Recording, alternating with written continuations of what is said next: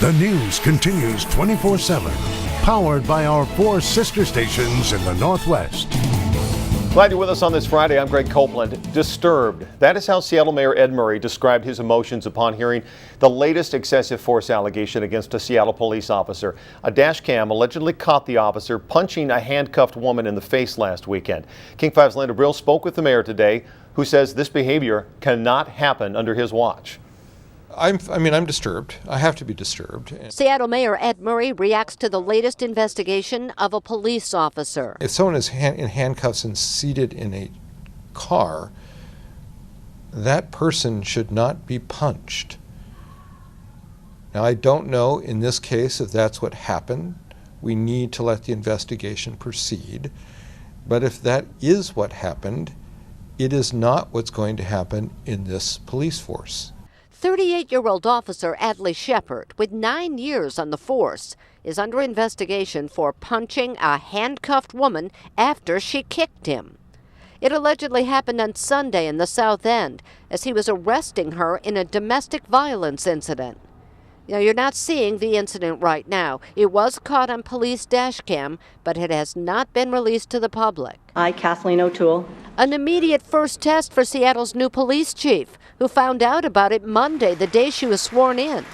She sent in a team of internal investigators and notified Seattle's federal policing partners. Murray is satisfied with how quickly O'Toole took action. Her interpretation of appropriate is significantly quicker than what we are used to with the Seattle Police Department. The mayor says it's a new day on the police force. Change takes time, and I think we're beginning to see some change take place. As Linda Brill reporting, Shepard was suspended in 2009 for failing to arrest a domestic violence suspect who later went home and then murdered his roommate. He's on paid leave while authorities investigate. Today, Oregon Health and Science University in Portland announced its police department will start arming its officers by mid-September. OHSU first looked at letting them carry lethal weapons back in 2008, shortly after the deadly shooting rampage at Virginia Tech. The hospital's director of security says their location was a factor in that decision. He says being on the top of a hill means it could take too long for law enforcement to respond to a shooting on campus. That leads to between a 7 and 15-minute response time for Portland Police Bureau. Virginia Tech from start to finish was a little over 7 minutes. And so we end up in a situation where time equals life. The hospital says its officers are undergoing extensive training before they can start to carry guns. There's a new development in the drowning of a WSU student at a Seattle hotel swimming pool last year. Earlier this year, the family of the drowned man filed a wrongful death lawsuit against the owners of the Quality Inn and Suites Seattle Center. The suit claimed the hotel knew of the pool's pump problems causing the murky water and still let people swim. Now the hotel operator, Seattle Hospitality Inc., is bringing the Seattle Fire Department into that suit. Seattle Hospitality says firefighters flubbed by not doing a physical search of the pool. The water was so murky that Seattle Fire determined the victim was missing but not drowned and left the scene. More patrols will be on Washington waterways as part of a national effort called Operation Dry Water. Police say boating and drinking is a serious problem. In the past decade, at least 64 people have died in Washington from boating accidents involving alcohol. During last year's campaign, officers stopped nearly 4,000 boaters and issued more than 1,400 boating safety warnings and 6 BUI citations.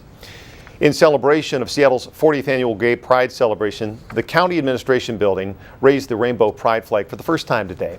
King County Executive Dow Constantine helped hoist that flag. Seattle Pride organizers say that seeing the flag, or the pride flag, at government buildings around Puget Sound is a testament to the advancements of the LGBT rights. And this weekend will be packed with plenty of gay pride events in Seattle, culminating with the big parade on Sunday morning. As the city celebrates the 40th anniversary of Pride Week, one of its founding fathers takes a look back. He sat down with King 5's Alyssa Hahn. Setup is underway on Capitol Hill. The Seattle Pride celebration, now with a $500,000 budget. Everything here is $74. Compared to the $500 organizers had in 1974. We had that low budget, so we took sheets and tore them up, and I just took a can of spray paint and spray painted. David Neth is one of the founding fathers. That's actually me there coming down off the fountain with my floppy hat on. Now marking 4 decades of Seattle Pride. If you were out in the early 70s, you were an activist, just being out. Neth shared many of his memories from over the years.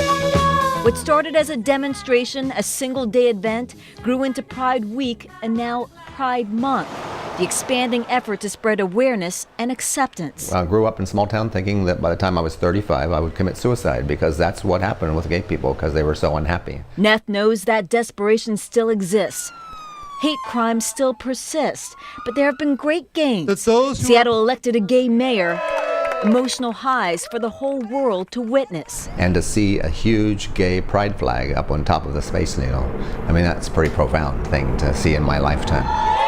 Perhaps the most profound for him, gay marriage. That morning of the wedding, when the party truck pulled up with all the tables and the linens and stuff, and I went down to meet them, it's like, it was the same moment as when I saw that flag on top of the Space Needle. It's like, I can't believe this happened in my lifetime. So. Gains made because of the groundwork of past activists ready to celebrate this weekend. In Seattle, Alyssa Hahn, King 5 News. That says the next challenge for the LGBT community is geography and moving gay pride from the big cities into smaller communities in Middle America. Well, Spokane's Hoop Fest celebrates its 25th anniversary this weekend. This year, there are already 6,900 teams registered. And one concern this year is the forecast. Rain can make a real mess of the Hoop Fest courts. Just check out last year. You saw some of that. Technically, the tourney can start even if the taped boundaries won't stick to the ground and chalk washes away, but that has never happened in 24 years. Coming up, police say a thief who tried to steal an American flag didn't get very far. How the flag itself helped officers track him down.